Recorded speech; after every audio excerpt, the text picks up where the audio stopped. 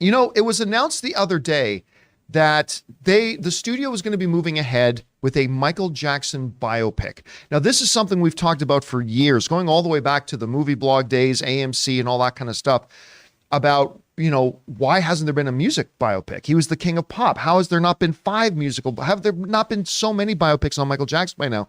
And the problem has always been, I believe, and we've talked about this, is the fact that Michael Jackson had some controversies, right?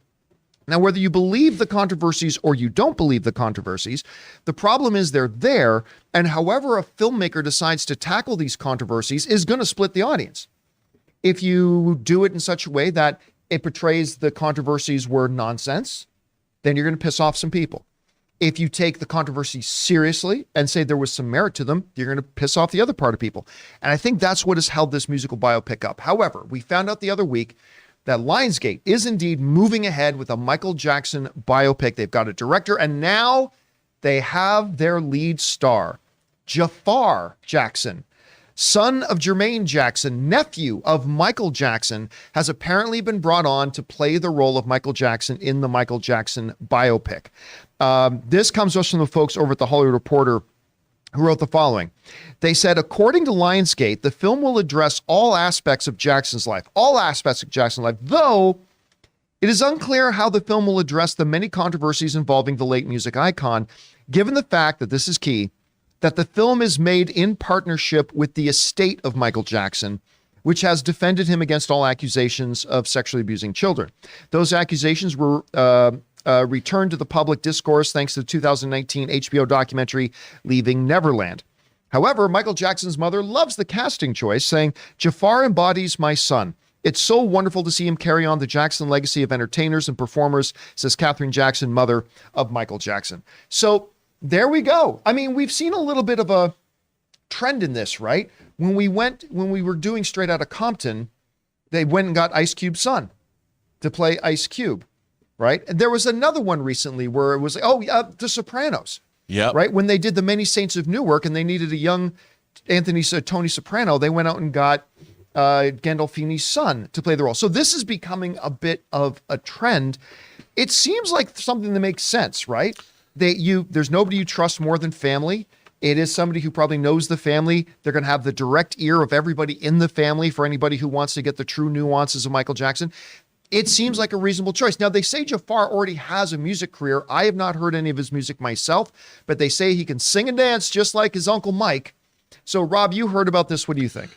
Well, in terms of the casting, you can see it, the resemblance, the picture. I mean, it's great. You can't, I have no argument with it. I mean, I do think, look, as a film, it's a very challenging subject to take on. I mean, obviously, in the 70s and 80s, as a child of the 70s and 80s, Michael Jackson and the Jackson 5 loomed large. I mean, as a kid, you knew all their songs. And then when Michael Jackson started his solo career and did Off the Wall, and then, of course, I mean, Thriller hit the culture with the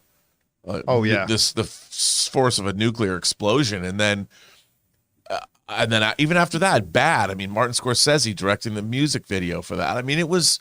he is an icon. He really is the king of pop, and there's no denying the amazing cultural importance that Michael Jackson represented for decades. So I'm curious. I mean, I actually met him once. I met him in a comic. Really? Yeah. There's a comic book store. It used to be in the middle of Melrose called Golden Apple, and he would shop there. And one day, he came in and with an entourage of mothers and their sons, they closed the store, and Sharon Leibowitz and Bill Leibowitz let me stay in the store. And I actually spoke to him.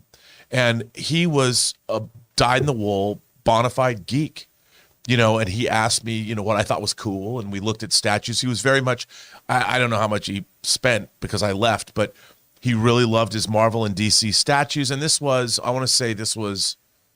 late 90s. And it was interesting because the energy that was coming off of him was as a fan. He was a fan. He loved comic book characters and he loved the collectibles. And so that was my interaction with him. But the kids were and he was explaining what certain things were, the kids and their moms and all this. And it was interesting because, when you meet people like that, at first, they're always surprising to me. Whenever I meet celebrities like that, they're always surprising because we were sharing our bond over comic book characters, and it wasn't just an affectation. Like, he knew his stuff, and it was interesting. I mean, that was my only interaction with Michael Jackson, probably for about 10 or 15 minutes, but I was like, he was just like anybody I'd meet at Comic-Con. Chris, we hear about this. We've got Michael Jackson's nephew is going to be playing the role, following a little bit of a trend that we've had. So two things. What do you think about the casting of Jafar? And I know we're not talking about an Aladdin remake.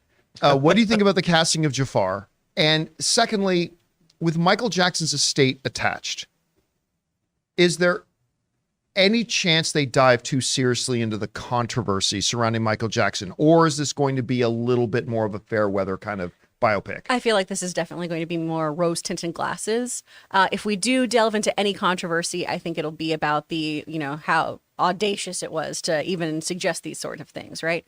I do like the casting of his nephew. He dropped a single back in 2019. I haven't listened to myself, so I'm not sure what kind of music he does or what his music career is like. But obviously, he looks like his uncle from growing up. I'm wondering if they're spending a lot of time in their youth as well, because obviously that's another part of his life that was very, very dark. I mean, they were stage children who were really, really treated poorly by his father, Michael seemingly getting the worst of it than his brothers.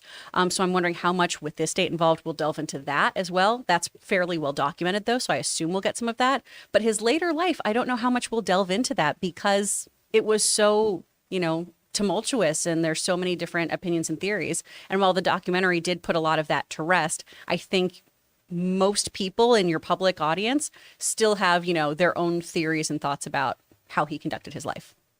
All right, guys, question is for you. What do you think about this? Michael Jackson's nephew is going to be playing the King of Pop in the upcoming biopic about his life. What do you think about that? Do you like that kind of choice? And we're seeing that happen a lot in Hollywood these days. It's worked out so far with Straight Outta Compton and Many Saints of Newark. Yeah. And then considering it's a family affair, how much do you think they're going to go into the controversies of Michael Jackson's life? Whatever you guys think, jump down to the comment section below and let us know your thoughts. Guys, we want to take a second to thank a sponsor of this video, Fume. Be smart. Don't start. Kick the habit. Put it out before it puts you out. All phrases we've heard 100 times, and yet we still continue to have bad habits. Today's sponsor, Fume, is on a mission to accelerate humanity's breakup from the bad habits that consume far too many of us. Fume is a natural diffusive device that uses plants and behavioral science to help you trade out your negative habit for a positive one. You see, Fume is not a vape. It's a non-electronic device designed to transform your negative habits. Because instead of pods filled with potentially harmful chemicals like a vape, Fume uses cores infused with plants like peppermint and cinnamon for delicious natural flavors. And Fume's new version 2 model is snappy and tactile. With an adjustable airflow dial and a magnetic end cap, your fingers will always have something to do. The device itself is really attractive, and once I popped in the core and took my first inhale of it, it tasted fantastic. Guys, the easiest way to stop a bad habit is to switch to a positive one, and Fume is designed to perfectly do just that. So head over to tryfume.com and use the promo code Campea